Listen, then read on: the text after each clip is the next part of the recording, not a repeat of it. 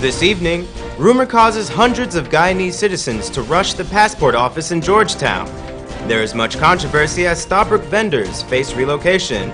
Will the PPPC boycott the upcoming Jubilee celebrations? In the region, absenteeism is a grave problem in Barbados. And, internationally, authorities discover medication in Prince's home which may answer some of their questions.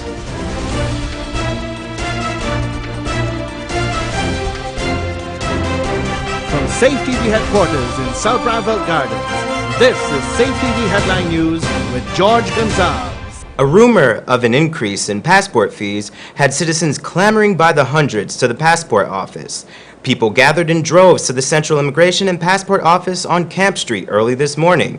This is due to a rumor that the passport application fee will increase from $4,000 to $15,000. The rumor was subsequently published in a local newspaper, which led to the rush at the office. Officers attempted to turn some of the crowd away by declaring that the rumor was false. Despite this attempt, many people did not believe the officers and were hesitant to leave. Minister of Citizenship Winston Felix assured the public that the rumor was false. The application fee will not increase because neither Parliament nor the central government has made such a decision. He further stated that the rumor was circulated to create mischief and should be ignored.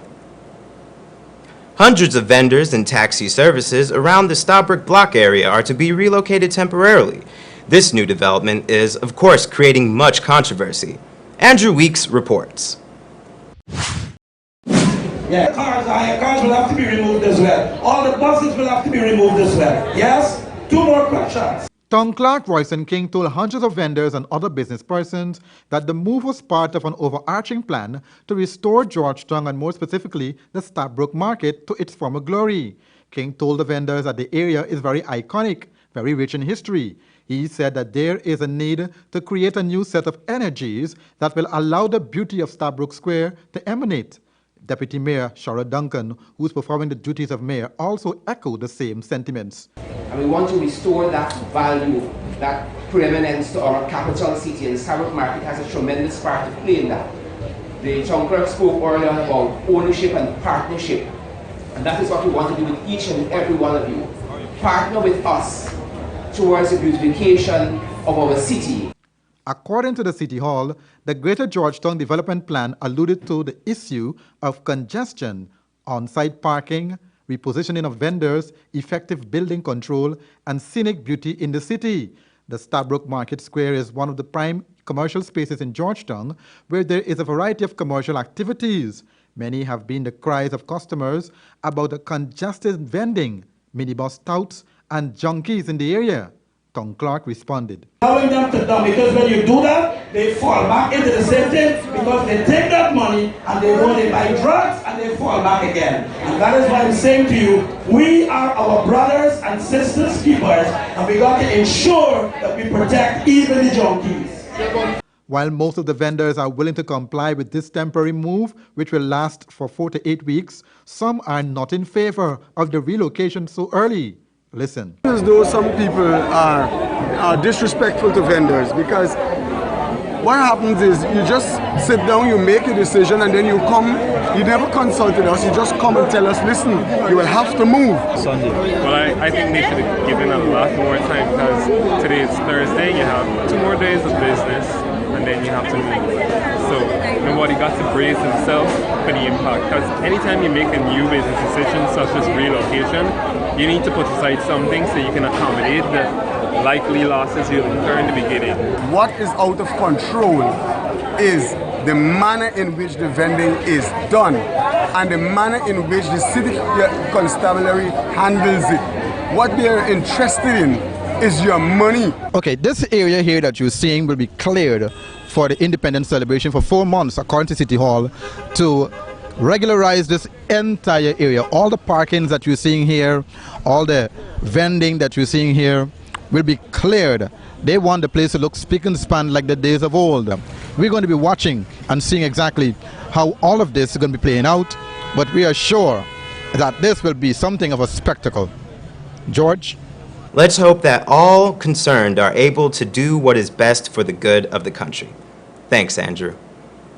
Consultations on the draft juvenile justice bill has finally commenced. Rihanna Ahmad will tell you in this report that there are some recommendations which have been made regarding the age at which one can be considered responsible for criminal acts. Should it be increased from its present 10 years to 12 years, or should it go further to 16 years? This consultation exercise will help in letting us policymakers be informed as to how the people think. That was Public Security Minister Kemrat Ramjatan speaking at the opening of the first major consultation session on the Juvenile Justice Bill, which is scheduled to be presented to the National Assembly later this year. The document has now been opened for scrutiny from members of the public, particularly those human and children rights associations, as well as political parties and law enforcement officials. We want to minimize the harsh punishment meted out to our young offenders, which then stigmatize them for life. We want to maximize their education, their rehabilitation, and their reintegration into society. Speaking before some of his colleagues in the opposition, like former Minister of Culture, Youth and Sport, Dr. Frank Anthony, Ramjatan acknowledged that work on the bill started under the then People's Progressive Party civic government. The journey that brought this bill here, in my view, commenced since 2004. The then Guyana government, and just to remind Volga, of which I was a member, had delivered its first report to the Committee on the Rights of the Child in that year. The country's second vice president went on to elaborate on some of the other recommendations, which include the establishment of separate remand homes for boys and girls. This recommendation comes just months after drama erupted at the New Opportunity Corps on the Essequibo Coast, where a number of young female inmates were discovered to have been pregnant. Investigations into that are continuing. In the meantime, Minister Ramjatan is promising better facilities under the new bill. In this day and age, we have to provide a humane alternative to incarceration for the young lawbreakers. This certainly will assist in helping them avoid falling deeper into a life of crime and helping our country from becoming a jailhouse nation. The public consultation exercises are scheduled to be conducted in each of the three counties, Berbice, Essequibo, and Demerara. And George, it is definitely going to be interesting to see what some of these changes, if any, would be. Thanks, Rihanna. Coming up on Headline News after the break, will the PPPC boycott the country's Jubilee celebrations? And Used Tire Association holds its first press conference.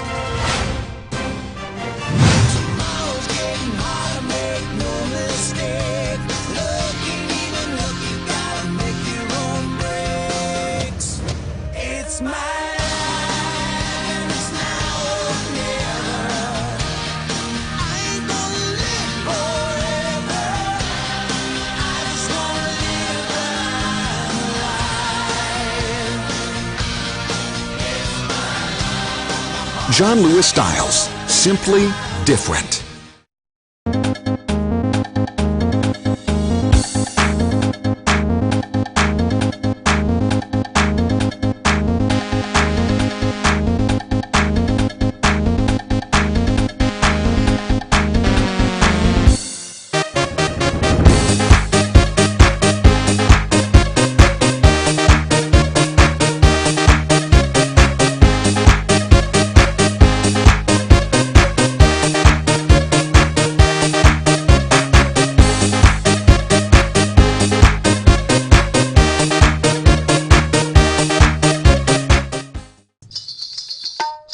With a distinctive flavor, Umda Palka ghee is made from 100% pure vegetable oil.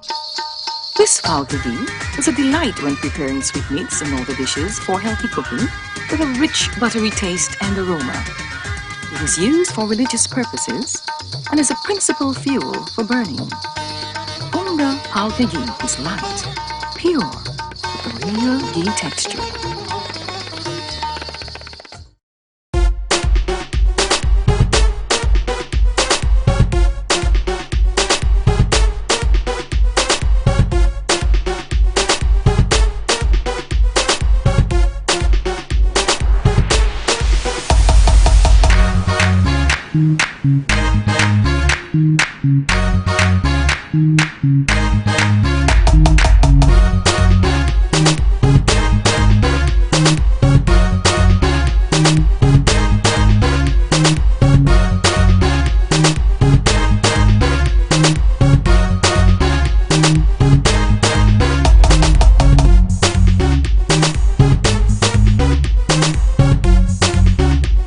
Golden Jubilee celebration starts early right here at Clearance with the big 50/50 sale that's going to be taking place on the 29th of April for 1 day only. It's a huge sale where you can come down and get everything half off store-wide. For you fellas, I'm talking half off designer t-shirts, jeans, sneakers, short pants, formal wear, everything that you need to give you that really good look. And for the ladies, dresses, short pants, jeans, shoes, everything that you need to give you that real dashing sexy look for the big 50th celebrations. Remember, it's 50/50 going down right here at Clearance, 1 day only, the 29th of April, the place to be. Clearance, always keeping you in style. Fire tell them about Victoria, the legends of Victoria, the secrets of Victoria now. Get your tickets now for Legend of Victoria Village, written and directed by Ras Leon Saul. National Culture Center, Friday, May 20th to Sunday, May 22nd from 8 p.m. Admission, $1,500 and $1,000. Tickets now at NCC Box Office, sponsored by Banks, DIH.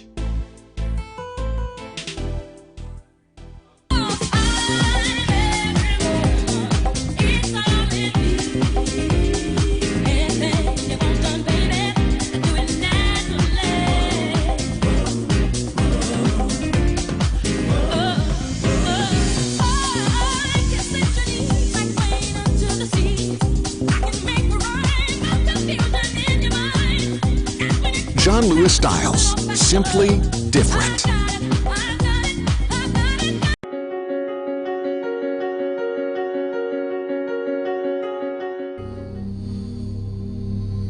This place is really hot. What's wrong with your AC? It's not working. Well, we wouldn't be able to continue this meeting anymore because this place is extremely hot. Wait, please don't go. Here's a company you can call to get your AC fixed. Action Cool. Team have the skills and experience in repairs of all air-conditioned units, refrigerators, gas stoves, washing machines, and a whole lot more. For further information, visit us at 86 Hill and Princess Street, Mandela Avenue, Georgetown, or call us on telephone number 225-7867.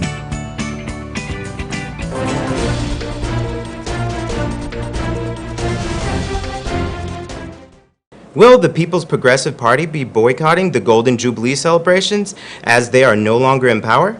Rihanna Ahmad has the answer for you in this report.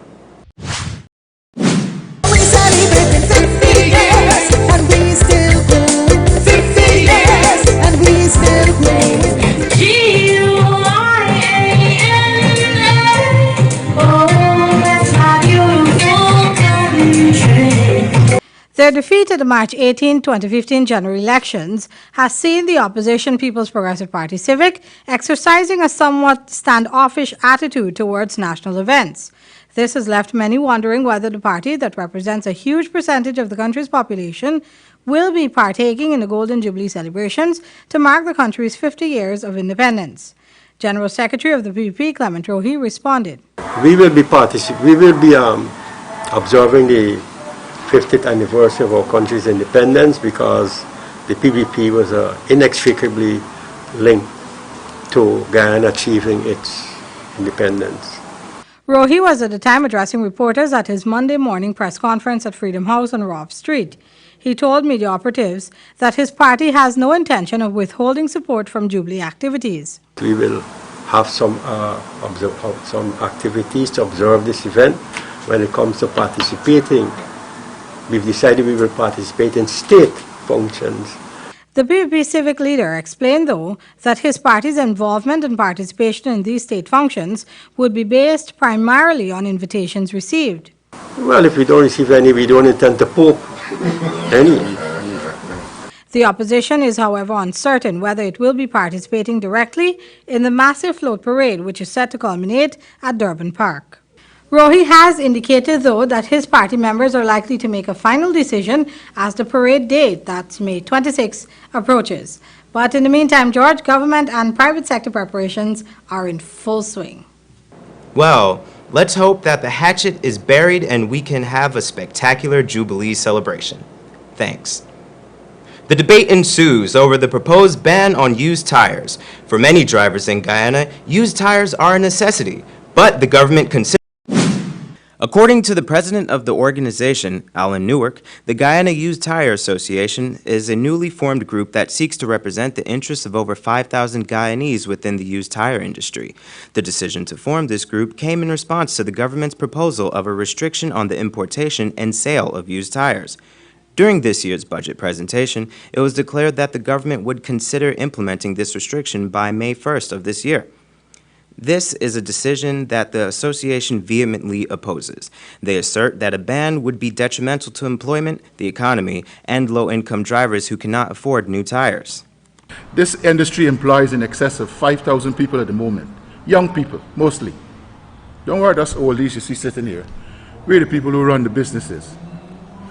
And if we think about banning something like that, that's 5,000 young people we're putting out of employment. So we need to think seriously about that because there isn't enough employment as it stands. If you cannot afford to buy a new tire, you must have the choice of buying a good top class, top grade used tire. The association also claimed that used tire importers and salesmen were being unfairly blamed and penalized for national problems for which they were not responsible. If we, as a people in Guyana, start to recycle generally, we would create less rubbish. So let's penalize the guys who import used tires or the ones who import new tires because they're going to end up in the same state at some later stage that we are in, where you have a set of tires that is useless, stockpile. And we've been blamed for the misuse of tires in Guyana. Now, there's a lot of reckless driving going on which we are not responsible for. Tires don't cause accidents, reckless driving do. The abuse of tires in terms of using the wrong size tire on a mag rim, and if you check most of the minibuses, you'll find that's what's happening. They run on the side walls of the tire. So be it a new tire they're using or a used tire, that's an abuse of the tire. It is also their belief that before such actions can be implemented, there must be laws in place as to what constitute an acceptable quality of tire and how to enforce such, as there are currently no such protocol in place. To assist this, the organization also wishes to educate policymakers and the public on the proper use of tires. The Guyana Used Tire Association is in the process of collecting signatures for a petition opposing the ban. The panel presented the petition with the signatures of almost 900 Guyanese drivers, which is well over the required 300 signatures. They believe that they will reach over 1,000 signatures because they have yet to count the signatures collected in Berbice. They plan to submit the petition to Parliament and Minister Winston Felix by next week, Wednesday. Minister of Public Security and First Vice President Kemraj Ramjatan was on Plain Talk with Christopher Ram last night, and a number of current issues were raised. According to Minister Ramjatan, the coalition is doing its best to make things right for all Guyanese. Andrew will tell you more in this report. Minister of Public Security Kemraj Ramjatan found himself between a rock and a hard place. As host of Plain Talk, attorney-at-law Christopher Ram asked him why he was in favor of Feathers Lloyd. This is the person who was refused by the PPP administration back then and who did not go through the tender process to finish the specialty hospital. Because remember, their tender had been rejected, so they were not in the... Anybody we could have gotten outside of the 5 that had tendered. We could have gone and give Barras Needham from Holland if we want to. That is what the contract says. And a lot of people are paying attention to that. The specialty hospital has a completion deadline of December 2016. This hospital will be like any other private hospital in the country with state-of-the-art equipment. Patients will also be required to pay for treatment. Ramjatan, however, clearly stated that if Feathers Lloyd is found to be corrupt, he would have to go just like Syringa. The Walter Rodney Commission's report was also discussed, and this is when the minister was asked about AFC's position on the matter. We indicated, and I must tell you, I indicated to the president that after he made a statement that we would like to have 10 copies of the report. Our statement might not be exactly similar to yours. We are free to make. And he said, yes, comrade.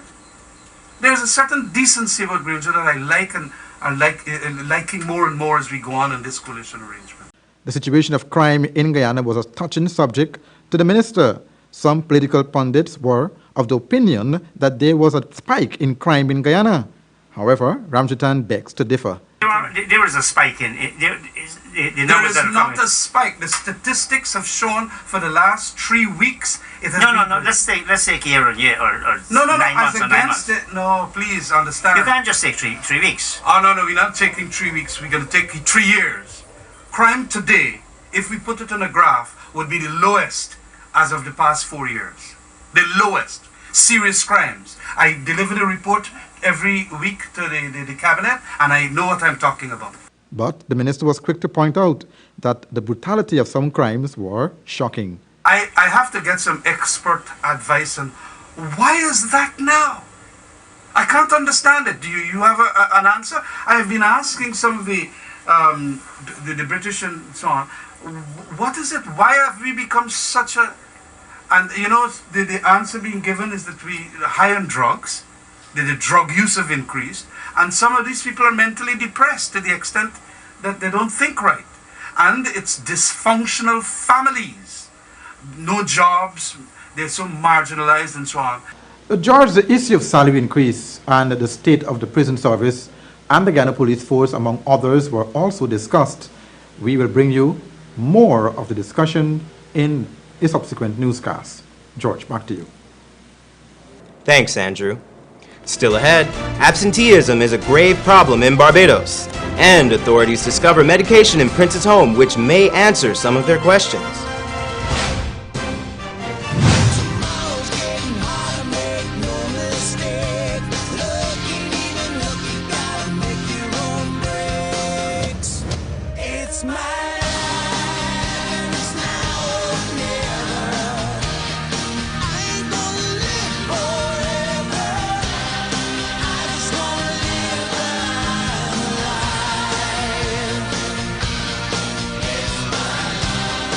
John Lewis Styles, simply different.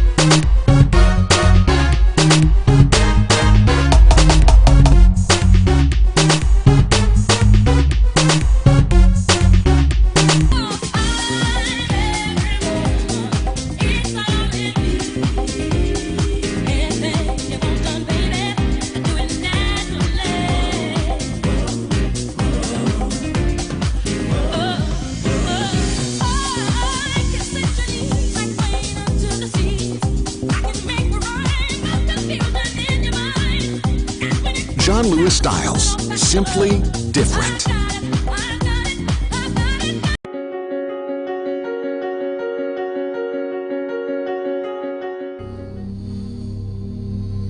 This place is really hot. What's wrong with your AC? It's not working. Well, we wouldn't be able to continue this meeting anymore because this place is extremely hot. Wait, please don't go. Here's a company you can call to get your AC fixed. Action Cool. Honey, what's dinner? I had a hard day. I'm sorry you have a hard day, but guess what, babes? I didn't cook today because the stove is not working. Having trouble at home or at the office? Then call the professionals at Action Cool. Our fully trained technical team have the skills and experience in repairs of all air-conditioned units, refrigerators, gas stoves, washing machines, and a whole lot more. For further information, visit us at 86 Hill and Princess Street, Mandela Avenue, Georgetown, or call us on telephone number 225-7867. The Golden Jubilee celebration starts early right here at Clearance with the big 50/50 sale that's going to be taking place on the 29th of April for one day only. It's a huge sale where you can come down and get everything half off store-wide. For you fellas, I'm talking half off designer t-shirts, jeans, sneakers, short pants, formal wear, everything that you need to give you that really, really good look. And for the ladies, dresses, short pants, jeans, shoes, everything that you need to give you that real dashing sexy look for the big 50th celebrations. Remember, it's 50/50 going down right here at Clearance, one day only, the 29th of April, the place to be. Clearance, always keeping you in style.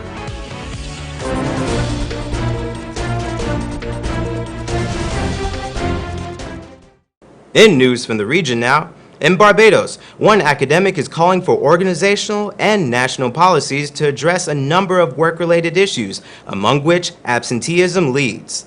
Here is Marie Claire Williams with this Barbados Today afternoon report. The call comes as private sector companies estimate losses of millions of dollars each year due to voluntary absenteeism. Senior lecturer at the University of the West Indies Cave Hill campus, Dr. Dion Greenidge, referred to a study carried out between 2004 and 2007 among 25 companies. He said it was estimated that those businesses lost approximately $3 million over 6 months. Some of the main causes for workers staying away from the job voluntarily, he said, were work-related stress, workplace culture, management style, and a feeling of a lack of justice in the workplace. There needs to be a policy move towards looking at the psychosocial environment. We need to look at the psychosocial environment, the stressors of employees, what's happening in terms of communication structures in organizations, what's happening in terms of the culture and climate of the organization, management practices, leadership styles. Are we leading for high performance? Are we leading for innovation? Are we motivating employees to be innovative? Or are we stifling employees? Or do we have environments that stifle employees? Because by that is also stressful. That contributes to absence. So why should I go there today? Well, if I tell them to do it this way, they want to do it that way anyway. They want to take my advice the same way going on. Are we receptive? These are things that need to be considered. Greenidge was addressing the Barbados Association of Office Professionals Administrative Professionals Day seminar at the Lloyd Erskine Sandiford Center this morning. And internationally, authorities investigating the death of music legend Prince found prescription opiate medication on his person and in his Minnesota home, a law enforcement official told CNN. Here's more. This is the newest development that we have here is this powerful painkiller that was found on Prince's body and also in his house here at Paisley Park. This is coming from officials saying this is what is happening here. So interesting enough for these investigators that they've looped in the DEA to help them. At issue here, they want to find out who was prescribing this medication to Prince, if he was overprescribed, and if it could have interfered with any other medicines he may have been taking. But when you combine this with the fact that this happened and then the fact that that plane did come down early, his private plane coming down early on his flight back from Atlanta from those concerts about a week before he passed away, they're looking at these two things and trying to figure out if they are linked, since they do believe he was treated for a potential overdose at that time. There are plenty of people out there who get legitimate pain pills for legitimate pain concerns, and they do well. They come off of them with no problem. But you know, there's a certain percentage of people who do become addicted to these, meaning they have to keep taking them. And it's not just a physical dependence on them, it is an addiction, meaning that it actually interferes with their way of life. Again, no one is suggesting that that's specifically what happened here. But John, one of the statistics that always drives me a little bit insane is that in the United States, we consume 80% of the world's pain pills. We're 5% of the world's population. We take 80% of the world's pain pills in the United States. and we pay the price. Every 19 minutes or so, someone dies of an accidental overdose. So it's a real concern. Again, there are plenty of people who have pain, take these very appropriately and have no problems with it. But you know, when you hear statistics like that, it's pretty mind-boggling. And that's Safetv 2 headline news for this Thursday evening. As we take our leave, we invite you to watch Safetv 2 headline news on Facebook and YouTube. You can also tune in tomorrow morning at 6:30 for a rebroadcast and in the evening at 7 o'clock for more news. For now, I'm George Gonzalez, signing out from your newscast.